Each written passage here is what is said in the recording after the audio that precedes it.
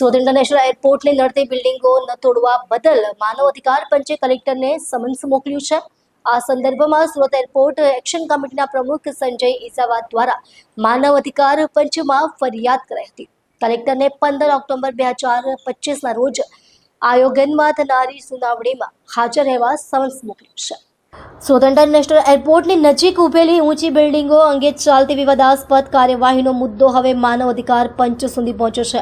સુરત જિલ્લા કલેક્ટર દ્વારા 3 વર્ષ સુધી બિલ્ડિંગો ન તોડવાના હુકમ બાદ હવે આ નિર્ણય સામે પ્રશ્નો ઉઠી રહ્યા છે। સુરત એરપોર્ટ એક્શન કમિટીના પ્રમુખ સંજય ઇજાવા દ્વારા માનવ અધિકાર પંચમાં ફરિયાદ નોંધાવવામાં આવી હતી। ફરિયાદમાં જણાવાયું હતું કે ઊંચી બિલ્ડિંગો સુરક્ષા માટે જોખમી છે, છતાં કલેક્ટરે તોડવા કોઈ પગલાં ન લીધા।